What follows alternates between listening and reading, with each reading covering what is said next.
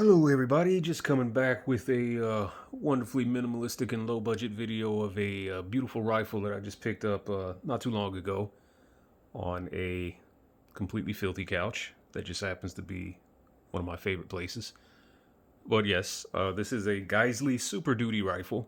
This is a complete rifle. This isn't a build or an upper or lower, that I pieced together or anything. This was purchased as a complete rifle.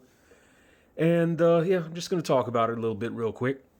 I got it fairly recently, unfortunately, again, based on when this video was being shot, which is toward the end of 2020. There is a pandemic going on. Ammo is pretty much unobtainium in a lot of cases or extremely expensive when you can find it. So I will probably drop some follow-up videos, in the coming days, weeks, months, whenever, showing these things being shot at the range, and probably a more in-depth impressions video or review, as a lot of people would call it. But I can't do that right now, so I'm just going to talk about it a little bit for the time being. Yeah, anyway, 16-inch Geissele Super Duty rifle. Better look at it just in case you wanted to see it. But anyway, so yeah, this is a wonderful, wonderful rifle that is built by Geissele Automatics, probably one of the best known trigger manufacturers out there on the market currently. Yeah, they also happen to build a complete rifle, as well as uppers and various other components, handguards and charging handles and all kinds of shit. But yeah, they've got a reputation that they've earned over the years for making some extremely high quality stuff. Duty grade, operator grade, whatever you want to call it. They build good shit. And, I am definitely privy to some of their products that I've owned over the years, particularly their triggers and their handguards. So I decided to get one of these rifles. I actually got this right before the 2020 election. Got a good deal on it. They've actually gone up in price since then, and they're a little harder to find, but I did manage to snag this one right before the 2020 election. Lucky me, right? Anyway, changed out a few things when I got it, namely just the stock, the pistol grip, added a nice little low power variable optic, which I'll talk about in a minute, and, just some components there on the end of the rifle. Don't mind that beautiful CZ Bren 2 that you see right there. Anyway, I'll talk about that later. But yeah, this rifle is pretty awesome. It's a 16-inch AR. It does have a few unique aspects to it that separate it from a lot of other rifles in its price range. Namely, the cool things that I liked about it are that it does come with a slightly longer than mid-length gas system. Geissele, what do they call it? They call it their Geissele length gas system. It's just, again, very slightly longer than mid-length. What does that mean? Obviously, proprietary gas tube, but theoretically, maybe slightly better reliability, maybe a very, very imperceptibly slightly softer recoil impulse. That's about it, though. But it is cool to have nonetheless, because typically the longer the gas system, the smoother the impulse is. It does come with this 15-inch Mark 16 handguard, which is a beast of a handguard. It is a tank of a handguard. Extremely robust. Has this 2-bolt lockup system right here, which, if you're not familiar with these, it has this really big, thick, beefy-ass barrel nut that these 2 big, thick-ass bolts completely run through. It has like slots or grooves actually cut in the barrel nut. So these thick screws run through these grooves in the barrel nut and lock it up into place extremely tightly. Yeah, that sounds pretty sexy. But yeah, extremely tight lockup system. Pretty much, at least in my opinion, one of the better lockup systems that you'll get for a handguard outside of the monolithic upper types or the enhanced upper receivers, where the upper receiver is actually extended and then you have the handguards that bolt directly into it. It's pretty much like right up there with that, or the next best thing, whatever you want to call it. It's pretty solid. This is the Luna Black model. I think they retail for like $18.99 right now, or MSRP for $18.99 right now, if you can even find them. But I just changed out a few things. Grip, stock, added some flat dark earth, BCM, M-lock grip panels right here. The BCM M-Lock kinesthetic angled foregrip. As far as this scope mount right here, maybe you can see it. This is the Midwest Industries 30mm quick detach mount, which this is an awesome mount, by the way. I'm going to try to show this on camera, but it has 2 locking levers. You can just basically push this tab right here on both ends, and then, well, as you see it there. But yeah, it is a quick detach scope mount. As you can see, the locking mechanisms on this thing are beefy as shit. Just basically, you lock it, and then it has this cam that just basically locks into this little latch area right here. Nice satisfying click. Extremely solid, very well machined piece of machinery here. 6061 aluminum, I believe it is. And you actually have these tensioning screws right here where you can just basically unlock this and push it through, and then you can turn this screw to, you know, basically tighten it to your rail or loosen it so you can get a nice little custom fit. Yeah, awesome scope mount. Not cheap, at least for a scope mount, but extremely solid, extremely robust. I like it a lot. As far as this scope, this is a Bushnell SMRS2. This is a 1 by 6.5 low power variable optic. These are also not cheap. Fairly expensive, but there is one particular outfit or one particular retail presence online that is blowing these out right now. Very affordable if you can find this particular deal. But yeah, this is an awesome scope, Japanese made glass. I'll see if I can get it on camera what the reticle looks like. It's really hard to do this when you're recording on a cell phone. But anyway, it's a very nice reticle, very clear glass, very, very high quality scope. And the cool thing about this scope is it has illumination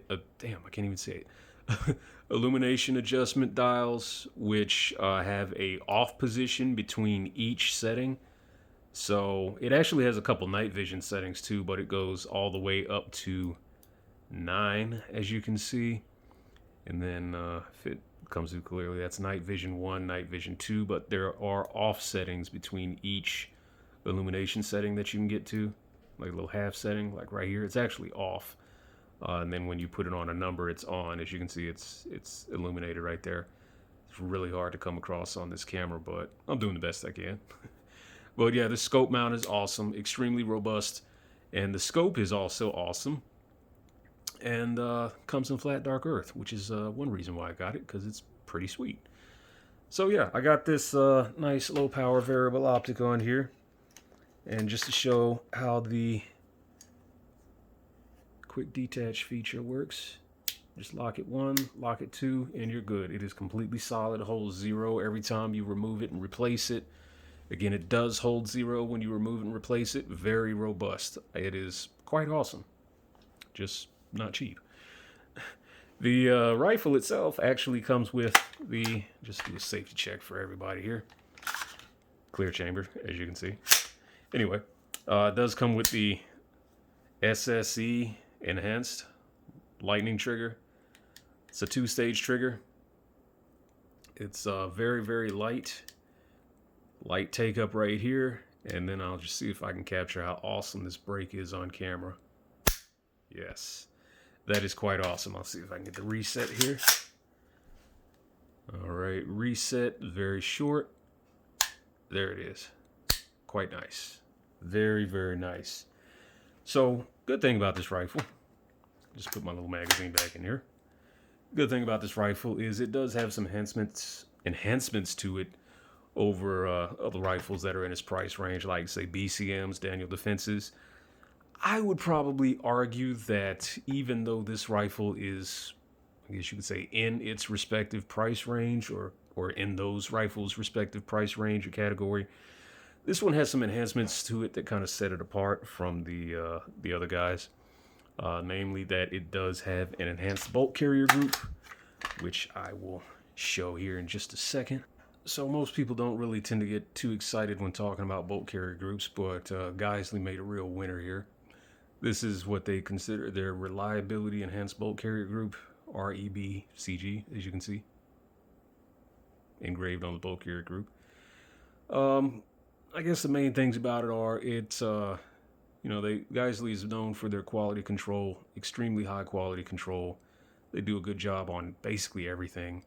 Very good staking on the carrier key here. They use basically a enhanced steel, or a what do they call it? Their Carpenter 158 Plus material for the actual bolt. So the bolt is made out of a steel that is substantially stronger than your mil spec Carpenter 158 bolt material that they use in most bolt carrier groups. Carpenter 158 is probably one of the more common materials that you'll find that these bolts are made out of. I think 9310 SAE is the next. But this is Carpenter 158 Plus, which is supposedly a quite bit good stronger than the basic Carpenter 158 bolts. They also claim that it is forged instead of machined from bar stock as well, which means it should theoretically be substantially stronger. The extractor also is a high quality piece. The cam pin itself also made out of the same type of steel, I believe they said. Also a very high quality piece. Enhancement's basically where it matters, which is the good thing about this bolt carrier group. It has basically Geissele's, what they refer to as their nano coating, which is kind of like a nitriding. It's kind of like the DLC type bolt carrier groups that you'll find out on the market right now. Basically, it's just really slick. It's blacked out. And unlike phosphate, doesn't need to be oiled as much. It's naturally, I'm going to try to say it. It's got like this natural lubricity to it. So again, it's not as heavily dependent on being oiled and lubricated as like a mil spec bolt carrier group. Theoretically, the coating and the type of steels that they use in this bolt carrier group should allow it to last longer and run longer between cleanings and between maintenance and between replacements. So bravo to Geissele for making a badass bolt carrier group. So a few of the other things that make this particular rifle pretty special. It's got the nice little Geissele touches. It's got this nicely textured pivot pin, takedown pin, ambi safety out the box. Badass trigger. This trigger by itself is probably, like, if you just wanted to buy it to put in any old run-of-the-mill AR you got, it's probably about $200. But comes from the factory with this rifle. This grip, I added it on myself. It's pretty clear who made it, but I just like it. I actually did some stippling to it myself on the front and back just to make it a little more comfortable. It's just one that I kind of grown to like over the years. Castle nut, nicely staked in two places, as you can see. Buffer tube, mil spec, obviously very nice. It's got its nice, I guess it's finished separately itself. It's also very nice. The finish actually matches the Luna black of the receivers and the handguard quite well. Does come with the ambidextrous Geissele airborne charging handle. It's just basically a nice ambidextrous charging handle. Has the latches on both sides. Let's see what else. Oh yeah, the maritime bolt catch, enhanced bolt catch and release, as you can see here. It's freaking huge. It's like a big ass kidney bean on your bolt catch. Ambi safety, as I already mentioned. Nice Geissele roll mark on the logo, or nice Geissele roll mark on the lower. And yeah, got this little KAC mini sight back here. Throwaway front sight up here until I find something better. The Olight Odin is just basically a placeholder. I'm actually waiting on Cloud Defense to drop their new rain weapon light. I got one on order, but as of the time of this video, I probably got another 3 to 4 weeks before I get it. So this is just there temporarily until then. But yeah, this was kind of like a nice little project that I wanted to do. Kind of like a spare no expense build, if you want to consider it that. Or a go to war type build, if you want to consider it that. Whatever, it's cool. It's just a nice gun that I dumped a lot of money in. It does come with this Surefire war comp, just basically an extended flash hider with some ports on the top. It is compatible with their suppressors, which has the lugs on it, so you can attach a Surefire suppressor to it. Can't even speak English today. Damn. Got the nice G logo on the barrel. And speaking of the barrel, it is cold hammer forged and chrome lined. That is a very nice feature to have on a barrel, especially on a nice expensive rifle like this or duty grade rifle. Just means your barrel is going to be chrome lined, easier to clean, extended lifespan. Should be able to pump thousands, if not tens of thousands of rounds through it before it wears out or degrades in accuracy. Just a good thing to have, especially versus the alternatives. Other than that, everything else pretty basic. Got your dust covered door right here. Kind of wish it had an ambi bolt release to where they had it on the other side here, but you know, this kind of would get in the way of it. It's cool either way. Just a feature I would have liked to have seen as a lefty, but most of y'all are righties, you probably don't care. Not really much else to say other than it's a badass rifle, at least initial impressions. Fit and finish is off the charts. This is, you know, it's up there in that LWRC, LMT tier, I would argue, especially with the enhancements that they have to the parts that actually matter, like the bolt carrier group, the handguard, the barrel, the trigger. Wonderful selling points for this rifle. I mean, if you're interested in these, like I said, if you're out there shopping for like a BCM or a Daniel Defense and, you know, you just want a badass AR in that $1,500 to $2,000 price range, this is probably one of the better options to consider. And I would argue one of the best options to consider, at least in that price range. Once you get over 2K and you start, you know, going into that KAC and LMT tier, I would argue that this rifle that Geissele makes, the Super Duty lineup in particular, actually does compete quite well with those higher end operator tier brands that a lot of people would call or consider. I think this thing, you know, it competes pretty well with those guys. It's a badass rifle. Whew. Other than that, I got to get out and shoot this thing. There's not really too much else I can say. It does have the sweet little Geissele trigger guard right here. This is actually a metal trigger guard. It's aluminum. It's not plastic, which is, you know, nice little touch that Geissele made there. Flared magwell. What else am I missing? Whew. There's your little Geissele forge and roll mark. What is that? Looks like an Anchor Harvey. I believe that's who it is. Yeah. Other than that, sweet rifle. Oh yeah, it does come with the Geissele Super 42 braided buffer spring and a H2 buffer, I believe. Let me just make sure of that. So yeah, I was actually right. It does come with an H2 buffer. The Super 42 buffer spring. Good thing about it is also that I forgot to mention, the gas block is pinned. I know you can't see it right now because I've got it nicely covered up right here, but gas block is pinned. You know, if that's important to you, especially on a duty grade, operator grade rifle, I mean, you know, yeah, it's pinned. That's a good thing. Definitely a good thing. What else? Geissele basically puts this thing through some hellacious, you know, quality control. It is magnetic particle inspected. It is, you know, HP tested. And that's not on batch level either. That's each bolt, each barrel, each rifle. They're all tested individually. The handguard, I'm sorry, I said it was 15 inches. It's actually 13.5. That's my bad there. But yeah, this is the Mark 16 handguard. It did come with a B5 stock. I removed it and replaced it with the BCM SOP mod. Just because I actually prefer this stock. The B5 stock is actually pretty nice. It's just a lot wider, a little bulkier. Nothing wrong with it. I just like the slimmer lines of the BCM stock here. It's a little lighter too, but that's about it. But yeah, other than that, great rifle. Very high quality piece. This is the type of thing that, if you're going to drop a lot of money on an AR and you want it to last a long time and you want your life to be able to depend on it, this is, a great option.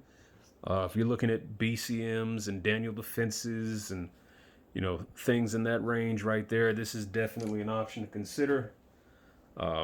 I would probably consider one of these first before I'll consider one of those other rifles myself, but that's just me. I am a Geissele fan, and yeah, they make some good stuff. So not really too much else I can say right now without shooting this thing, which I hope to do pretty soon. So I'll make another video when I do that. But in the meantime, hey, y'all have a great day. Peace out.